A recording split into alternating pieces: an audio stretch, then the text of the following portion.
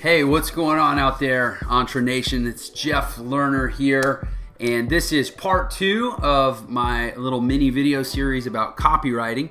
In this video, I'm actually going to be looking at some actual examples of sales copy on the internet and kind of dissecting it, picking it apart, combing through it, and analyzing it to look at what works, why it works, what we like, maybe what will improve. I am going to be picking from some really good copywriters, so I don't know that we'll be improving that much, but basically we're going to use use some actual real life sales copy on the internet. This is copy that's, I know the guys that created this copy. This is all copy that's produced millions of dollars in sales, or certainly hundreds of thousands of dollars in sales from the actual copy letters that we're going to look at. And it's created by actual marketers that have created tens of millions of dollars in sales.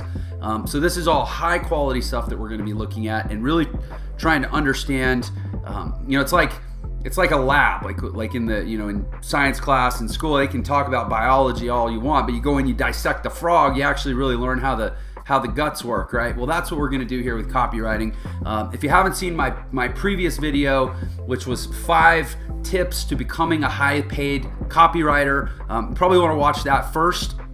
And just to kind of emphasize, it's not about becoming a professional copywriter who gets paid to write for other people. It's just about learning the skills that you can use to make money, whether it's with your own copy or writing copy for other people. And if you're not familiar with the term copy, it just basically means words that are designed to help sell stuff, right? So that said, let's dive into some really, really great online sales copy and see what works and why it works.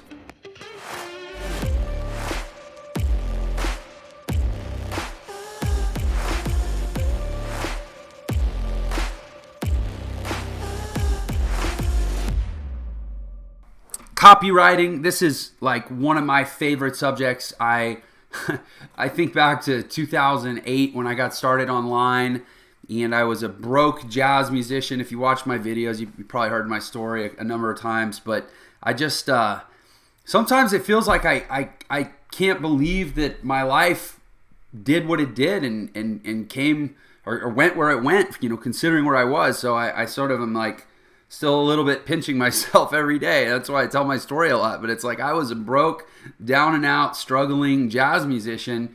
And I kind of got into this online sales and marketing thing. And I look back, and the reason I look back so much and really try to analyze and obsess over it, it's not because I'm biographically obsessed with myself. It's because I'm constantly going back to my early days, figuring out what were the pivot points, what were the inflection points and the keys that allowed me to turn the corner and to change. Because my mission now is to just help as many people as possible, whether you're struggling and you're trying to break through, maybe you're already doing well, but you don't like what you're doing, you're trying to change careers.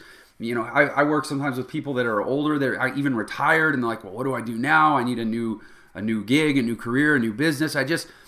I'm obsessed with helping people embrace these skills, these game-changing, life-changing skills in this economy, in this world that we live in, with the technology and the consumer behavior and the psychology. And this stuff is like more important than ever and more valuable than ever. When you get it right, it is the path, because of the technology that you can apply it to, it's the path to living the most extraordinary life you could possibly imagine.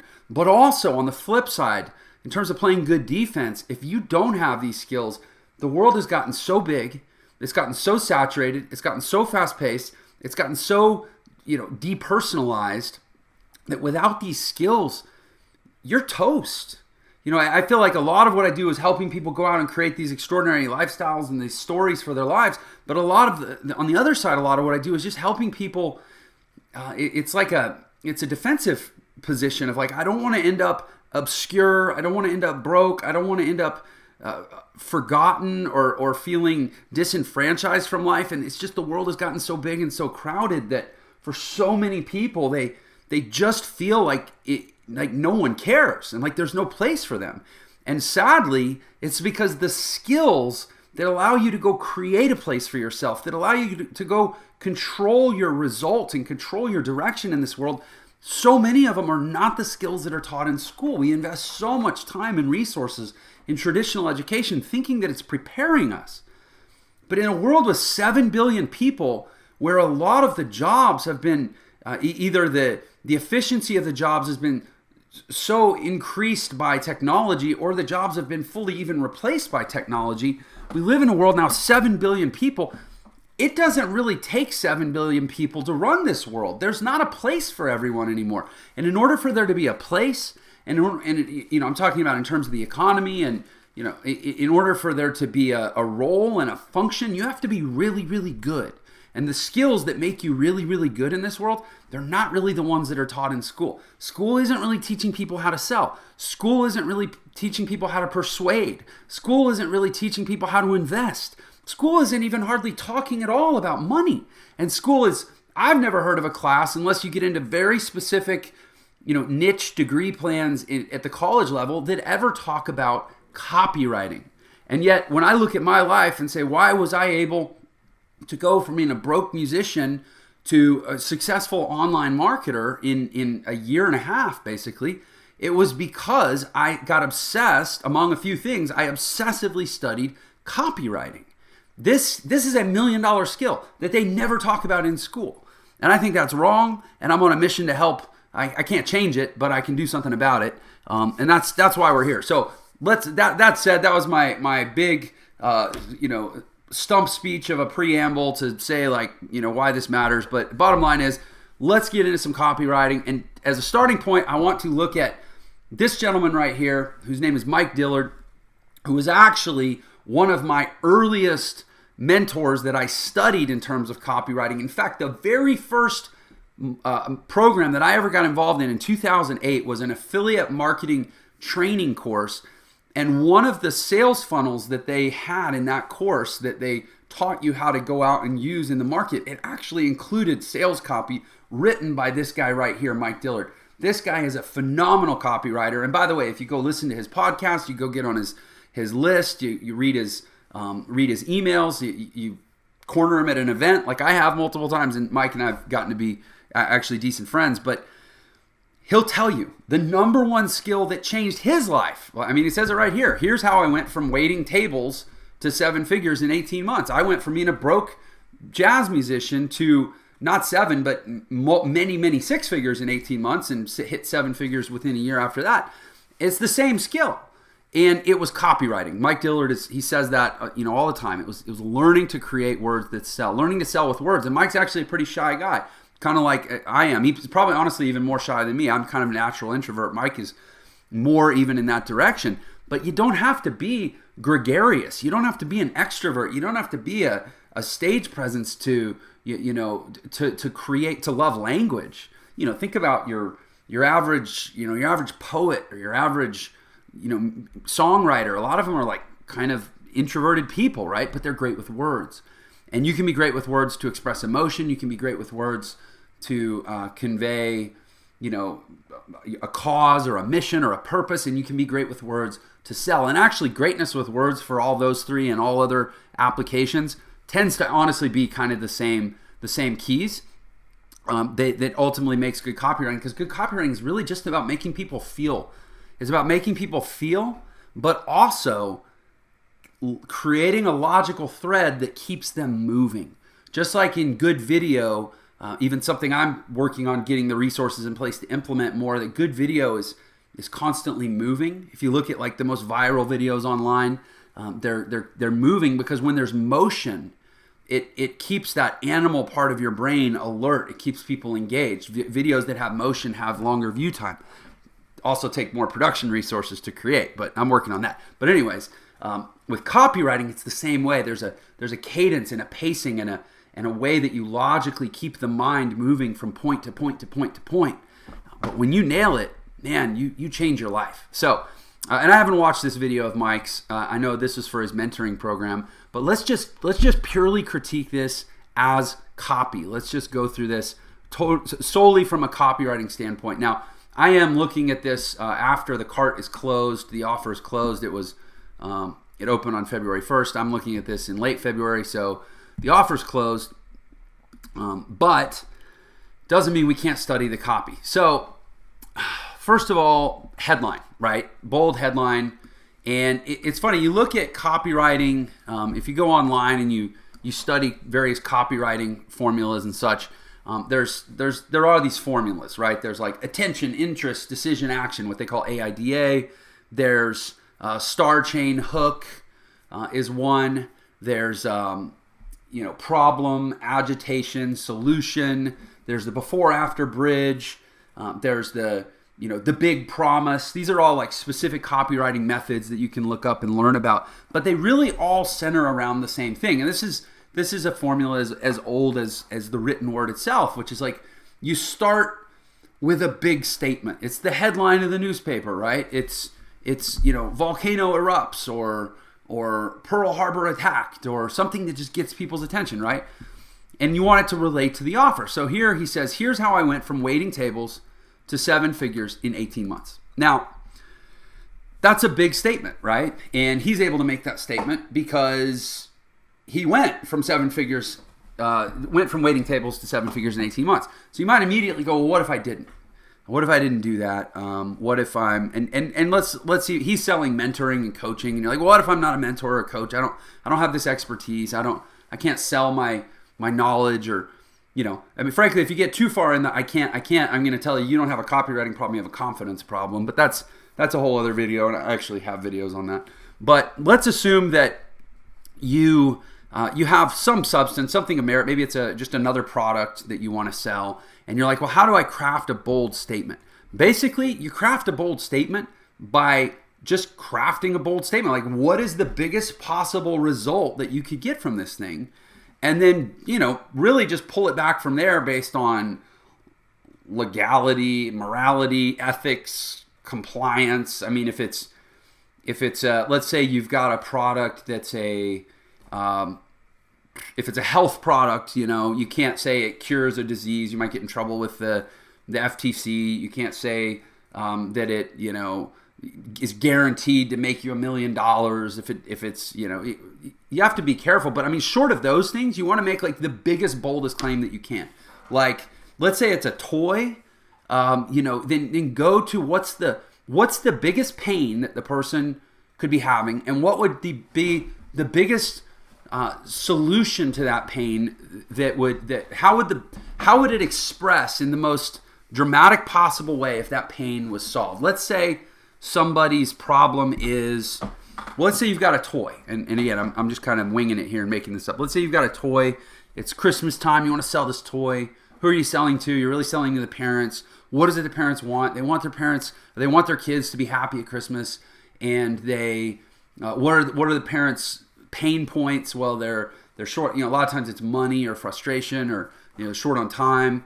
So how do you sum all that up with a big statement? Let's say you got this little toy. It's like how to make your kids love you more than Santa Claus on a budget or something, or like maybe kind of something comical, like Santa's rich, but we aren't. Here's how to make your kids happy on Christmas without breaking the bank, or something. I'm just kind of winging it here, but I mean, you just go for the biggest statement you can make, and then hit them with it, and then leave it. Give it space to breathe. Notice this page. This page gives that statement a lot of space to breathe. And then we get into the copy. Okay, so let's read the copy. Have you ever been online watching videos or ads from other successful entrepreneurs and said to yourself, why are they having that incredible success while I continue to struggle? What are they doing that I'm not? Okay, immediately we're a story, where he's telling us a story, right? He's asking us a question.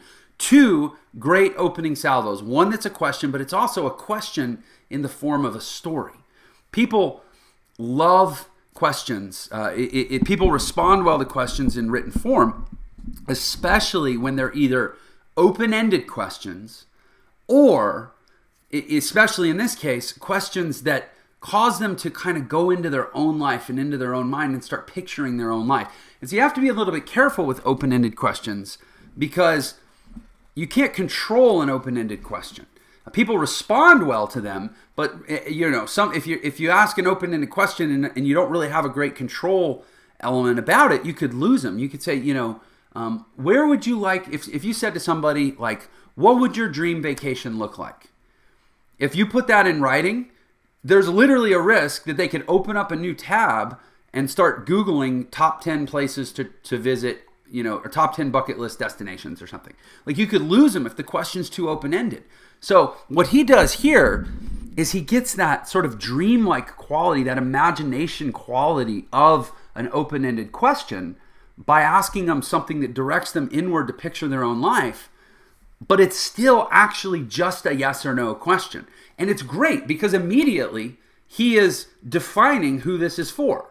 Because if you say yes to that question, you're going to go to the next paragraph. And if you say no to that question, you're probably going to click off the page. And he's done a great job of not wasting your time or his with the wrong person, right? So this offer is clearly for someone who's been online, watching videos of successful entrepreneurs and tried to figure out what it is. So he's looking for people that this isn't their first time. They didn't just decide today, hey, I think maybe I want to try doing a business or something. No, this is people that they follow entrepreneurs online. They study entrepreneurs, they study success, and they've also tried it themselves and haven't had it yet, and they've gotten frustrated. So anyway, brilliant opening move. Again, a yes or no question that still engages the imagination. And then he immediately anchors it to what we would call social proof, or what social proof is kind of one word for this, but basically it's I'm not alone. You're not alone. You, the reader, are not alone. There's real people out there that are just like you. So what he's and there's different techniques. So if we were talking about the star chain hook, we would say, okay, this is the star. It's the headliner. It's Brad Pitt, right? It's Pierce Brosnan. It's what gets people's attention. And then the chain is a series of statements or questions or written sentences basically that link from one to the next. So this one links to this one. That's the idea of the chain, and then ultimately it's going to get to a hook, which is going to be a call to action. There's also the concept of the before-after bridge is a big copywriting template, and they're all variations on the same theme, which they're explanations of story-based change or transformational arcs, and that's really at the core of all good copywriting, because there just has to be a character or characters who relate to the reader, who are transformed in some process. And really whatever copywriting method you go study, you're going to basically come back to that same structure. If it's before after bridge, what he's doing here is he's anchoring the before in you're not alone. There's a whole world of you. But there is something possible. Before after bridge, or the big promise, the transformational payoff. Let's get things straight real quick. Yeah, I get DMs all the time from people who want to know how to make the change. You probably are one of those people, or you wouldn't have read past this first sentence. But it's possible. I went from broke to waiting tables within 7 figures. And here's the thing. If you're marketing a product, maybe you don't have the story, but there's stories. There have to be success stories. If there's no success stories about the product, then maybe you're the inventor of the product and you have a different copywriting challenge to face. But in general, you're always going to be launching, you're always going to be selling an idea on the back of some related or similar idea that's proven. Stating that something is possible, even if it's a new health product that doesn't have any. I don't know how you'd sell a health product that doesn't have any data. Let's say it's a toy and it's this new toy you create and you're convinced that kids are going to love it. You can still say it is possible to make children so excited even without spending more than $20 or $50 or whatever. And you say, remember the Beanie Baby? Remember Tickle Me Elmo? Remember the look in kids' eyes when those were the Christmas presents? Well, those were the wonder presents of 5 or 10 years ago. This is the new wonder present. And you get to see that look in your kid's eye, right? Like you're talking about that transformation, right? That experience. Anyway, he's talking about his experience. I get my point being, and I don't have to keep toggling back and forth to this, that if you have experience, talk about your own experience. If you don't have experience, find relevant experience that you can reference. He's bought supercars. He's partied with Richard Branson. He's built wealth. He's taken 3 companies, so forth, right? Okay, so he's establishing the possibility, but we're going to bring it back down, right? And that good copywriting has this. It's like this emotional expansion and contraction. You anchor in the present. You anchor in the pain. You expand to the possibility. You expand to the promise, but then you return back down, and it ends up becoming a jagged. I don't know if you can see my hand in this recording, but it's a jagged series of peaks and valleys. But the overall trajectory is up, right? So there's an emotional lift to the whole trajectory, even as it bounces back and forth from the current pain and the current reality to the future promise and the future payoff, right?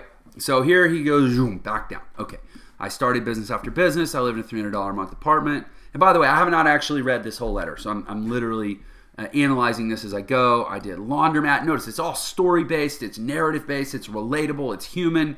In copywriting, it's the poignant, it's the pregnant details that catch people. I did my laundry at a laundromat because I didn't even have a washer and dryer. How much more powerful is that than saying, man, I was just broke. I just had no money. No, he's talking about something that he's speaking to the person who's been through this, because there's things that get harder when you don't have money. It's easy to say I don't have money. It's harder to find the things that connect people who don't have money. Like, how much harder is it to do your laundry, right? So he's anchoring in real experience.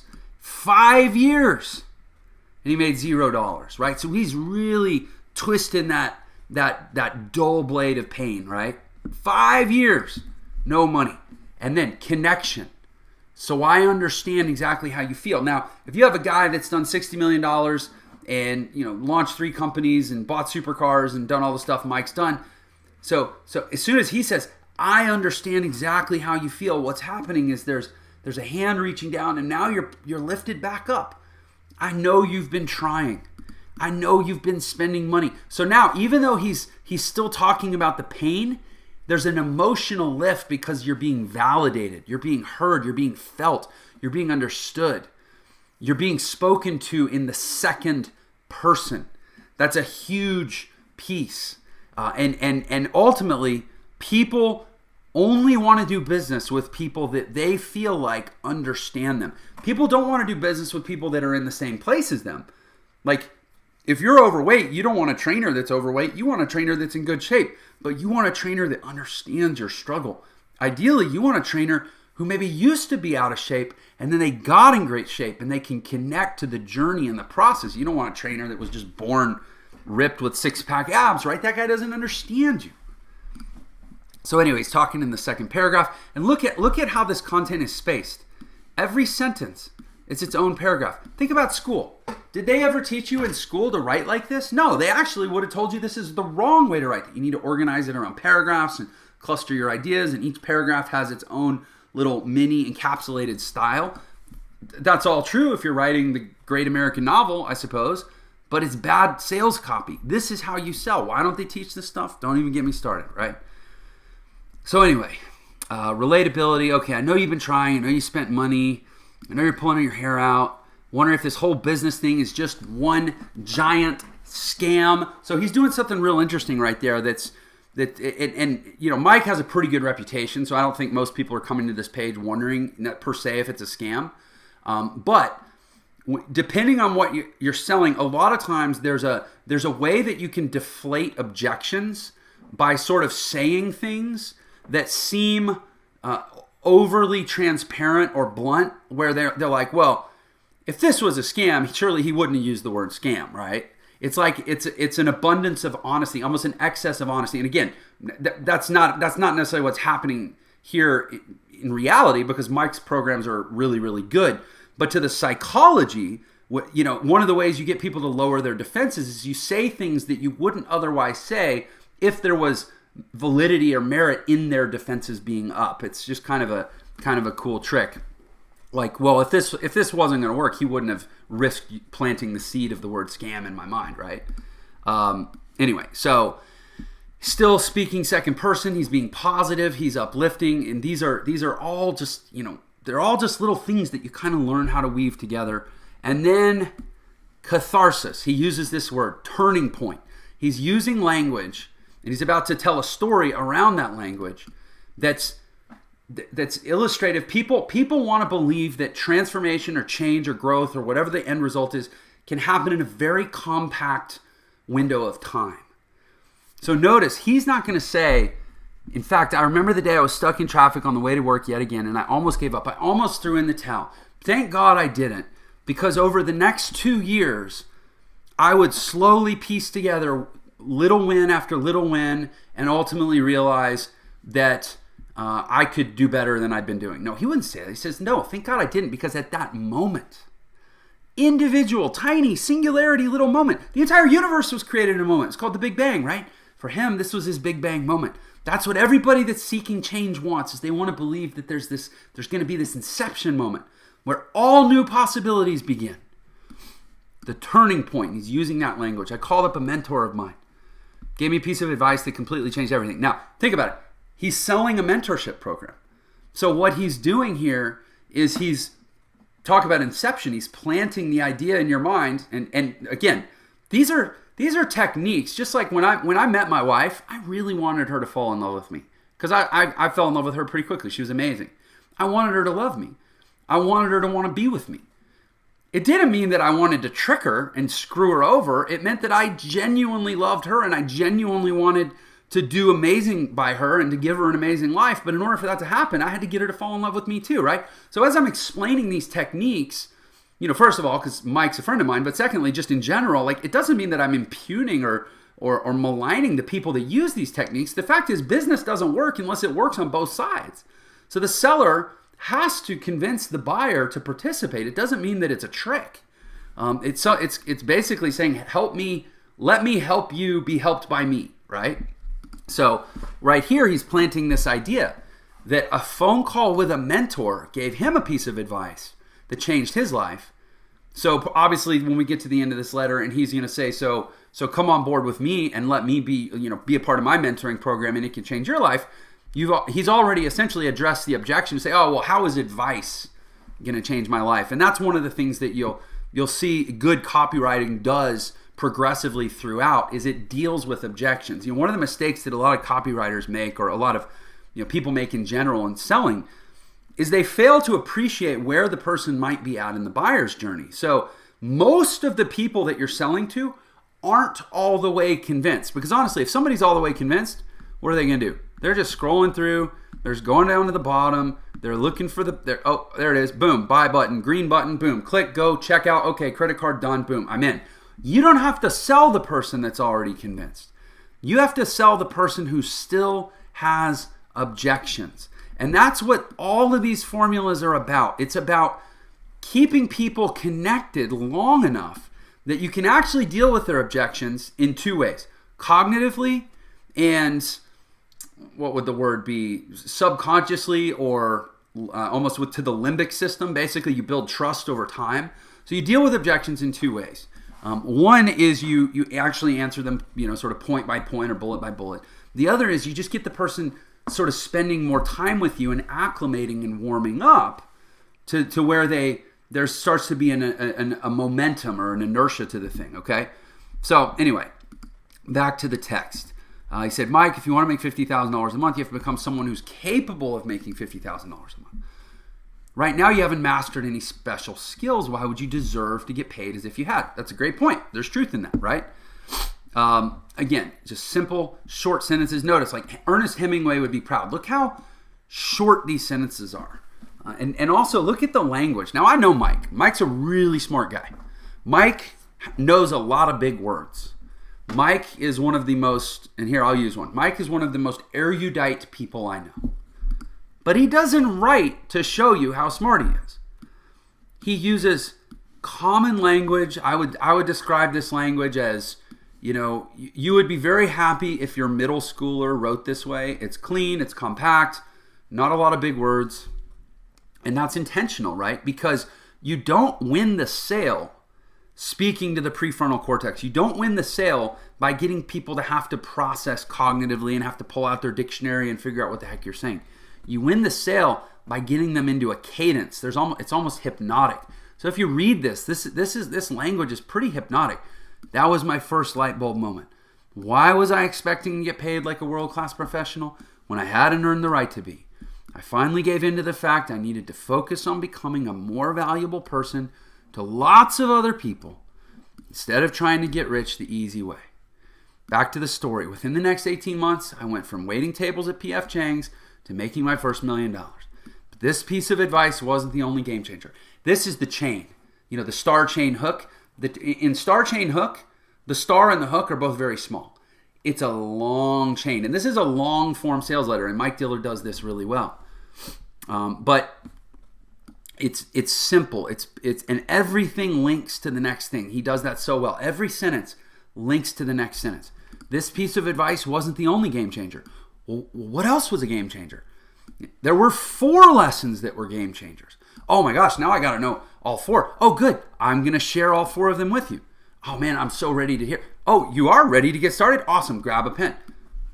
First thing I want you to do is write down your dream income goal. Now, brilliant. Now he's getting them involved. He's getting you, the reader, involved tactically, right? He's getting your various senses involved. He's getting your imagination involved. They call this dream casting, vision casting. You want to get or future pacing. You want to get the person thinking about their future, right? What is the amount of money you'd like to make per month? When I was 21, blah, blah, blah. He keeps connecting your experience to his experience. Well, how much money would you like to make per month? Well, I know when I was 21 years old, he's vacillating between the first and second person. Really, really powerful, especially with a product that's about a relationship between I and you. It's a mentorship product. So how genius is this? His sales letter reflects structurally the nature of the product, which is that it's this relationship between him and you. So he says, well, what do you want? Well, here's what I wanted. And then here's what my mentor wanted. So he's essentially mapping that same paradigm. This is called transference. Let's say I have a slide with a picture of, I don't know, who would I have a picture of? Like, you know, General Patton, right? As he's about to storm the beach or win the war or whatever. And I picture General Patton. I say, you know, and let's say I start my speech by saying, leadership is a lost art. Leadership changes the world. Leadership is how good men leave a great legacy, or whatever. Listen, I just made that up, right? So then, sorry, I got a bunch of messages. I forgot to mute my notifications before I started doing this video, so I'll just fuzz out the corner so you can't read my mail. But anyways, so let's say I do that. I said leadership, blah, blah, blah, and I have a picture of Patton, and then I switch the slides to a picture of me, and I say, my name is Jeff Lerner. I'm going to and today I'm here to explore leadership. I'm here to talk about why, our children are hiding behind social media or whatever. Okay, so whatever the conversation is, what just happened is transference. Because on my slide, you can be sure that my picture is going to come up exactly where General Patton's picture was before. So I've got General Patton up here, and I'm making a point about the historical lost art of leadership. And then I put my picture up, and I say, I'm Jeff Lerner. I'm here to talk about such and such. In that moment, I transferred all the energy that had been imprinted into that image of Patton right onto me. And I inherited some of his authority. Mike's doing the same thing here to you, the reader. He's positioning his relationship to his mentor in the exact same section of copy where he's talking about his dreams relating to your dreams. So what are you mentally doing? You're transferring your place in life in relation to potentially a future mentor as his place in life in relationship to his past mentor. He's transferring the relationship. So this whole time you're reading, he's subconsciously got you thinking, I want a lot of the same things that Mike wanted. I've experienced frustrations that Mike experienced. I want what Mike has now. And Mike had a mentor, maybe I should have. Like you're filling in if it was an algebra problem, the x, this whole thing would be solved for x. And at the end of the equation, the answer to x would be hire Mike as a mentor or join Mike's mentoring program. It's just so good. Anyway, I don't know how long we've been talking. I don't have a timer going, but we're like 10% of the way through this letter, and I could just seriously geek out on this. Oh my gosh. And then he uses an acronym, your personal value level, your PVL. Why didn't he just say your personal value level? In other words, the amount of money you make today is a direct reflection of something I call your personal value level. Why didn't he just say that? No, your PVL. I mean, Mike, love you, bro. But I'll bet you don't go around asking people about their PVL. I mean, maybe you do. I don't know. I'm just saying, this is genius. The human mind loves acronyms, and we really love 3-letter acronyms. And he knows that. So immediately, these are micro gains. Immediately, you're going, okay, I just learned something. I just learned this new thing called PVL. And here's what's so genius about this. Dude, Mike, seriously, this is so good. If you've been in online business, one of the things about internet business that if you tried selling stuff online, which that's who this is targeting, is either people that are researching success in entrepreneurship online or that have actually tried selling online. One of the things you always hear people talk about is this alphabet soup, right? Like all these new terms that get thrown at them. Like people say, oh, what's your CPA and what's your DPL and what's your LTV and what's your AOV? That's, cost per acquisition, cost per click, lifetime value, average order value. There's all these acronyms, and almost all of them are 3 letters. There's all these 3-letter acronyms that anybody that's tried online business has probably had a moment where they're like, I don't know what the hell any of this means. Like, I feel dumb. And boom, already you're learning. He's selling you, but he's teaching you. He just made you feel like, man, by the time I work with Mike, I'm going to know what all these 3-letter acronyms mean, right? Because he just taught me one that, again, I'm pretty sure he made up just so he could explain it to you. So good, so good. Anyways, okay. And again, he says, our free market system, according to 3 factors you need to be aware of: competition, education, leverage. The law of threes. 3 is the basic number. It's the optimal number around which the mind organizes information. So much of copywriting is about how you organize and structure the information. When you reference the number 3, he had a 3-letter acronym. He has 3 factors that you need to be aware of. I don't know if he made that up. I don't know if he got it from, Adam Smith's, treatise on economics. I don't know. All I know is he's good copywriters will consistently cluster things in 3s. Okay, and then he interrupts, and he's not actually doing this as much as some people do it, and he could do it more, but honestly, his cadence is so good he doesn't have to do it, I think, as much as other people do. But he interrupts with big statements. So one of the principles of copywriting is that, and I think about this a lot, you want to write for the person who scans, particularly online, but even now in books. People scan books now more than they read books. And so I always like to think of, if somebody just scanned through and all they read were the big bold text snippets, like the headlines and the subheadlines, that they would still actually have a flow of what this is about. In fact, and again, I didn't prepare this.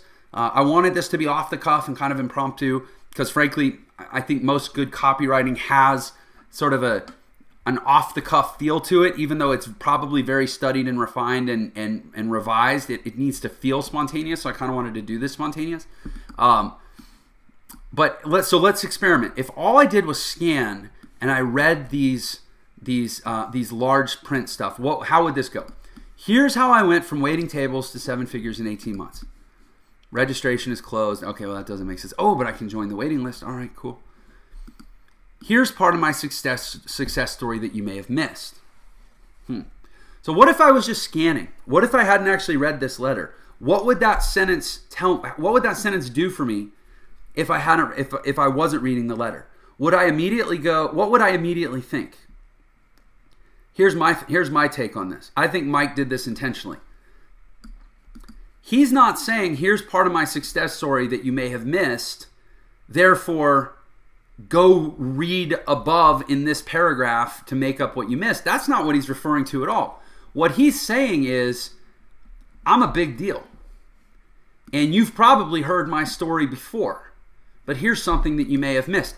So if you walk around going, there's something you may not know about me, aren't you sort of implying that a lot of people already know a lot about you? If you walk up to a random person on the street, or maybe not a random person on the street, but let's say somebody walks into your store and you go up and you say, There's something you may not know about, Joe's Upholstering. Like, let's say that's your store, right? There's something you may not know about Joe's Upholstering. What you're suggesting is that a lot of people already know a lot about Joe's Upholstering. You're actually edifying and positioning Joe's Upholstering as a thing that people know about. So when Mike says, here's a part of my success story that you may have missed, he's not only reminding you that he has a success story, he is reminding you that he has a success story that's actually been studied by other people, but that there's something that you may have missed. Total genius. Ready to get started? Grab a pen. He's giving you an action. You know what he's doing right there? He's getting you used to following his instructions. Next one. I want you to write down these 3 letters. 3 letters. Okay. Well, so probably if you read that, let's say you're scanning, you're like, I want to know what the 3 letters are. You're probably actually going to read that right there. PVL. Okay. So at that point, you're like, oh man, another acronym. I don't know what it means. It's a good way to hook you back into going, well, you know what? I should at least read this and figure out what PVL is. Okay, personal value level. What's he talking about, personal value level? And then now he's kind of pulled you back in. But let's say you're stubborn. You go, no, I just want to keep scanning. If increasing your PVL is the secret to changing your financial destiny, how do you do that? I want to know how to do that. I was the worst salesperson in the world. Now, again, remember the excess of honesty. This letter is selling you something. And so what he's saying is, it's almost self-deprecating, right? I used to be so bad at sales. And it's so confident too, though. He said, I used to be so bad at sales. But now I know that I'm so good at it that you're going to keep, because you've come this far, you're going to keep reading this letter and you're going to buy my thing. And part of the reason you're going to buy my thing is because you want me as your mentor so that you can go write letters with confidence, so that you can know, you can be self-deprecating about how you used to be bad at sales, just like I am, but now you know people are going to buy your thing just like I do, right? Again, transference. I was shy. Anyways, sorry, we're still scanning. Within next 18 months, I left my job waiting tables, made my first $1 million, and now, boom, we actually get a picture. That's Mike. That's when he first started making money. Disclaimer, probably to make his attorney happy, but also for authority positioning. If you're not familiar with the principles of influence, one of them is authority. You know who has authority? People who have attorneys. You know what people with attorneys do? They put disclaimers in their sales copy. You put a disclaimer in your sales copy, people think that you must have something to lose and you must work with a professional, right? And it's also, by the way, a good idea, but those are the psychological things that it does. Anyways, and so on and so forth. Like I said, I could geek out over this for days. Mike's copy is always so good. He throws in testimonials. What's up, Fernie? I know that guy. Good dude. It's just so good. And then see how he's segmented the page. You know what? Let's move on. I have multiple sales. I'm not going to spend this much time on sales. Honestly, I'm probably not even going to go through all the ones I have. I had one from Frank Kern. I had this one from Onyx and Gall. In fact, let's look at this. It says from the desk of Jeremy Bilotti. I don't even know if Jeremy's a real person. Probably is. Probably a guy that works with Onyx. Onyx got Learn up in Maryland. Anyway, okay, reset, new frame. Let's look at another sales letter. Boom, right out of the gate, authority. How to delete your brain's failure files and retrain it for success. Discover the weird, scientifically proven success secrets you can learn from IKEA. Music, I guess, playing the piano, and ants. So it's quirky. Right there, it's kind of It's like a pattern interrupt. You were expecting it to say IKEA, Pepsi, Apple computer, Ford motor, but no, it's IKEA, a piano keyboard, and a string of ants? That's a pattern interrupt. Okay, cool. Estimated reading time, 4 minutes and 45 seconds. So immediately, as soon as, this is future pacing, a different kind of future pacing right here. It's basically saying, let me tell you what the next 5 minutes of your life is going to look like.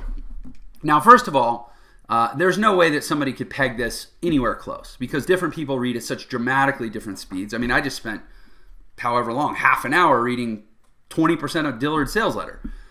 But what they're doing here is they're getting you to commit, because if somebody tells you the estimated time to read this is 7 minutes, and then you go read it for 7 seconds, there was no point in you reading it for 7 seconds if you weren't willing to give it 7 minutes. So it's this little trick where As soon as I read the next sentence, as soon as I go from here, 4 minutes and 45 seconds, to here, from the desk of Jeremy Bilotti, Gaithersburg, Maryland, mentally, I've already sort of logically trapped myself into saying, well, I shouldn't even have read that if I'm not willing to give this 4 minutes and 45 seconds. So now the likelihood of me quitting after 2 minutes decreases, because when I was told it was going to be 4 minutes and 45 seconds, I kept going for even 1 second. So genius. Onyx Singal and his team, just also great copywriters. Let's see what else we got.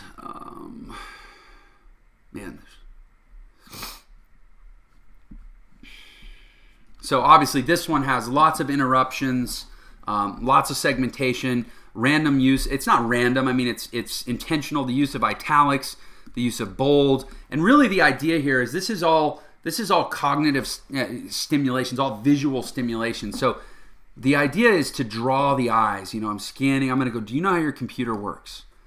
That's italicized by itself, because if I skip it, it's still left me, it's opened a loop in my mind. There's another concept we talk about in copywriting called open looping, where you open loops, but you don't close them all the way, right? So right here, he says, do you know how your computer works? And he put it in italics, so I was more likely to read just that sentence. Visually, it stood out in my mind as a separate thought, right? Like he didn't italicize these 3 sentences, he just italicized the one. Do you know how your computer works? I might not even read the next 2, but he's created this little imprint. Do you know how your computer works? Now, I wonder how long he takes to close that loop. The brain works almost exactly like the same as your computer. Write software, garbage free. It'll do the work fast. Brain is filled with brain software. You don't likely know. You don't care. You don't need to know how it works on a deeper level. All you care about is that it works. Okay, so I see what he's doing here. Here's what you do know, and here's what okay, so to be fair, let me back up. He didn't this was not what I was thinking it was. And like I said, I didn't prep this. He didn't open the loop. I thought he was going to open the loop and then close it a third away or half the way down the page. But actually, he's using this to set up a different question. Do you know how your computer works? And he's making a point that you don't care. But what you do care about is the software. So again, it's story-based, it's connection-based, it's relational. By the way, it's being read on a computer. So he knows that he's speaking to a person in a syntax that they understand because they're literally on a computer while they're reading this. Like, I'll bet you that if this was a direct mail letter, he wouldn't have picked this example. He wouldn't have put in a direct mail letter, do you know how a computer works? Because there's a very good chance that a person reading a direct mail letter doesn't know, but also doesn't care. And maybe doesn't even use a computer. And it gets in your brain. Okay, so he's still also using the big print and blocking off. A lot of chunking here, a lot of visuals.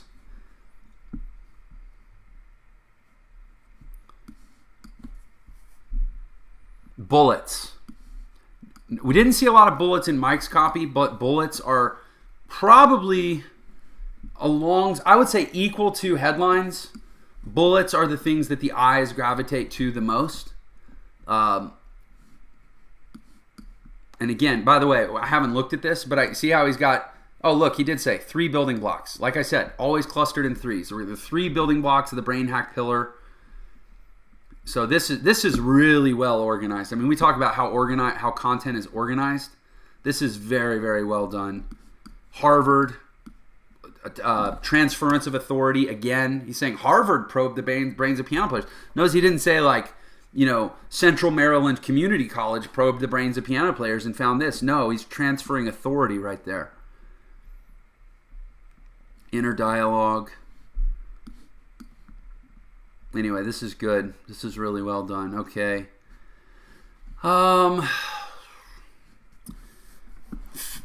You know what else? One thing we didn't talk about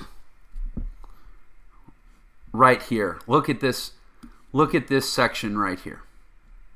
Look at the data. National Science Foundation, transference of authority. Each day we have 60,000 thoughts. 80% of those thoughts are negative. 95% of them are repetitive. Automative negative thoughts are ants. great hook there. He's closing the loop on the ants. Think about it. When you saw the picture of the ants up there, that was an open loop, right? When's he going to talk about the ants? You get down here, your brain is infested with ants. He's going to talk about ants, and he closes the loop. Ants was never ants. Ants was an acronym. Told you, people love acronyms. People love learning acronyms. We could do you could teach a semester-long course called The Use of Acronyms in Sales Copy, and go probably back 50 years to coining terms and acronyms and scientific sounding, little words and tidbits to just bundle authority into the concepts that you're trying to explain to people. But anyways, to get back to my point, 60,000 thoughts, 80% are negative, 95% are repetitive. ANTS is an acronym, 3 hours per day, 1,092 hours in 365 days, $100 per hour, $100,000, 10-year period, $1 million. So what did he just do? He just packed a whole bunch of data and statistics and numbers. Now here's the thing, people don't actually like math, but where there's math, there's authority. Where there's math, there tends to be trust. We don't like math, but we like driving our cars over bridges that were built by people that were really good at math. That's one of the reasons that data and facts and statistics are so powerful in copywriting. So not surprising that right down here as he's getting close to the call to action, the big invitation, the big ask, the hook of star chain hook, that right as he gets to it, he really amps up the credibility with some facts, data, and statistics, some math. Again, we don't like math, but we really like to rely on people who are good at math because their structures hold, right? And so on. Okay, you know what? I think that's enough, man. We've torn this stuff up. I had 2 more sales letters. One was a video sales letter. Maybe I'll have to do another video about that. I've got some other videos planned, but yeah, I think we'll circle back in a few weeks and do some more copywriting analysis. This is fun. Like, I don't know. Like I said, they don't teach this stuff in school, but if they would, I would teach the class. I could geek out on this all day. Anyways, I hope this video accomplishes 2 things for you. One is that it shows you that copywriting is a very real and very powerful thing that has brilliant effect on people and brilliant effect at helping you change your life if you embrace it. Another, that it's really fun. It's really cool. Like language, skill with language is a superpower. And I don't know if you've ever watched those movies. Don't you ever watch the Avengers movies? Be like, I wish I had a superpower. Life looks like it's probably pretty cool when you have a superpower. Master words like this, and you have a superpower. And the superpower starts in the context of your own life, that you can control your own destiny when you have these skills. All right. Hey, this has been a long one, but thanks for your time. If you are into this stuff, you want to learn more skills and hopefully not just learn more skills, but also be more convinced and deepen your belief that these skills really can give you the power to change your life. That is what my channel is all about. I believe life is meant to be awesome, and I believe that for most of us, we're just a few skills away from having the control and the empowerment to make our life awesome. So if that's something you're into, go give me a like on this video. Subscribe to my channel. That would mean the world to me if you'd follow me along on this journey. I'm just here giving, man. I'm just here to help and to speak and to train and to teach and to share and to love and to hopefully inspire, because this is the stuff that's worked for me and helped me transform my life. And if you have questions or comments, you think I'm up in the night, whatever, I can take it. Put a comment down below this video. Let me know how you felt about all this. And if you see the power and what you're doing, maybe how you're using copywriting in your own life. If you have a piece of copy you want me to go look at, drop a link in the comments below. I'm here to serve. So that said, thanks for your time. Thanks for watching the video. I hope to see you on many more of my videos. And with that, I will sign off. Take care.